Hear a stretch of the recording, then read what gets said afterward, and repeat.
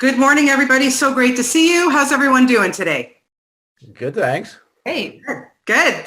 Thank you for this beautiful, beautiful film. I was privileged. I actually saw it at TIFF in the big theater. It was just, oh my God. And I'm so glad that I brought my box of Kleenex because I had read this book and it is truly one of my favorites of Miriam's. And Michael, let's start with you because oh God, so many emotions in this. There's just so many themes and it's so beautiful. And I wanted to know how you connected with this story and thought I'm going to bring it to the big screen. Well, I'd read it and I hadn't seen suicide depicted in that way from the point of view of what if somebody had a rational reason for wanting to end their life. And because it came out of Miriam's lived experience, there was just a huge truthfulness that I was really attracted to. Yeah. Yeah. But tell me a little bit more about that attraction because it's not an easy story to put on the screen. I mean, these two phenomenal actresses, I can't even imagine anybody else doing it.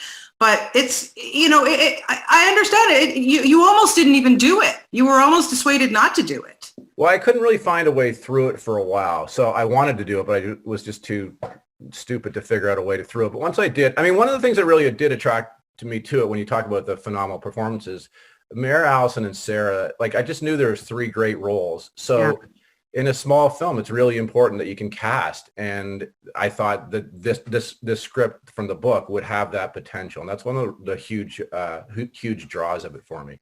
Yeah, Allison, let's go to you. Another phenomenal performance, my God. Geez, Yoli, again, not an easy role to take. And you don't get a gift like this too often for young ladies like you and Sarah to be able to take these roles on. But what I love about Yoli too is, yes, she's struggling and she's got this grief and she's got everything going on, but there's some great dark black humor going on with her. So tell me a little bit about playing her and how you envelop that and to kind of balance that out. I mean, I think it all comes from Miriam's book and Miriam's perspective on it. She has this wonderful, very strong matriarch who's really commonsensical and also incredibly funny. And I think those two things are what have led generations of these women through their grief and through tough lives. Yeah. And I think that's the heart of it is, there's a scene when I ask Mare whether this is too much. Right. And it's like, yeah, almost. Yeah. But it's not. You can find a way through. And I think that with the gift of humor is the only way that that sometimes you can make it through these tough moments. Yeah, no question about it. It does alleviate it a little bit. Sarah, again, wow, congratulations to you as well. What an amazing performance. And again, Elf, like not an easy role, my dear. My goodness, you're dealing with a girl who is so struggling with her grief and depression and she wants to commit suicide. How do you even wrap your mind around it? And what kind of discussions maybe did you have with Miriam Toew about, because yes, it's based on her own family. So I would like to know how you discuss things with her maybe. Yeah, well, of course, there's so much in the book that's there. And when I first kind of signed on to do the project, I reached out to Miriam and asked if we could go for a walk together. And I've done a lot of literary adaptations, and yes. And often writers are so kind of open and forthcoming in their literature, but in real life, they're very guarded, or they have cultivated a persona they're very committed to kind of standing behind. And I was so blown away when I went for a walk with Miriam, and she talked to me about her sister and her mother and her family and her experience with depression and suicide in her family. She was like this open heart and this open book, and I couldn't believe it. I was so moved by it in the hour and a half that we spent together, just kind of walking around Trinity Bellwoods. She was just so like raw and open, and it was so beautiful. And I felt really honored to be a part of this story and to be a part of her family history in that way. Yeah, yeah, it's beautiful. Michael, I want to know, when you started to work with these three ladies, to have Mare Winningham to play the mom, and wow, and then Sarah and Alison, what surprised you about these ladies when they took this on? And you can embarrass them as much as you like, because, they're right in front of you. Yeah, they were just really easygoing. Whatever I said they wanted to do. No, I'm no. What was great? Talked about this before, but Allison was really like, "We're going to rehearse," and I'm like, "I don't really rehearse too much." And then Sarah and Allison, and we did a lot, and it saved us huge amounts of time. And I can't imagine sort of doing another film and not taking advantage of that. So a lot of those hospital scenes, especially, we did a lot of work with them to sort of make sure we weren't repeating things. And then Sarah and Allison would go away and then come back. And that was probably the biggest surprise / great thing that happened, because we only had 20 days to shoot this. Yeah. And during COVID too.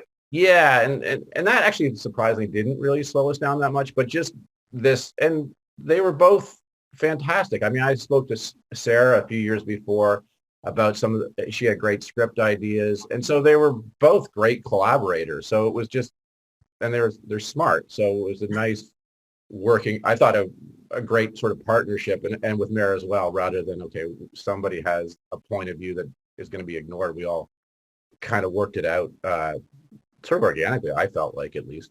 Yeah. Sarah, tell me about your sibling relationship with Alison here, and how you guys, we don't all get along with our siblings all the time, but there's such a love-hate relationship between these two. But I think you two love each other, huh? Yeah, I mean, I've known Alison since I was a kid. Yeah. I think a lot of people know that, is that we went to the same school, elementary school. And so we have a history, and I've always looked up to Alison as a performer. She's an incredible artist. When I knew that she was going to play Yoli, I thought this is so amazing to have the opportunity to just watch her work and work with her as an adult. Yeah. Because we had worked together on an MOW called, was it Fast Food High in the end? Was that what it's called? Yeah, Fast Food High. Yeah. Yeah. So so to have the chance to kind of come full circle and work with her as this incredible woman that she's become, it was just so delightful. And we shot it, in the height of the pandemic. So really isolated together up in North. Yeah.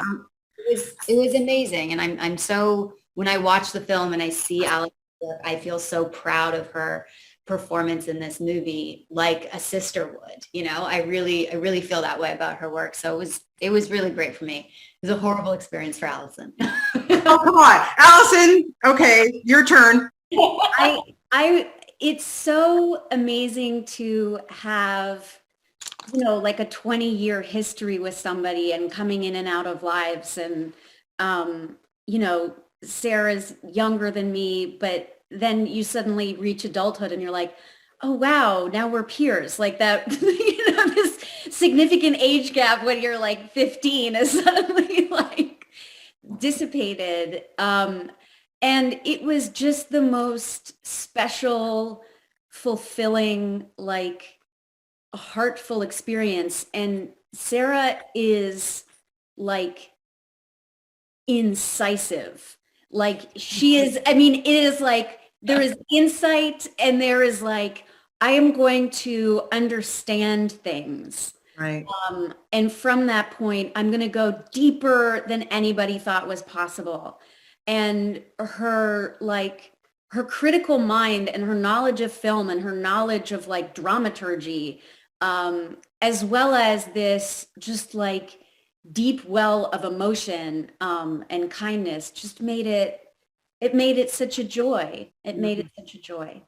Well, it was a joy for me to watch this. Not that it was, happy film, but you guys just knocked it out of the park. Like I said, one of my favorite books, and I was so looking forward to this, and you really have done it justice. So thank you all for your time this morning. I really appreciate it.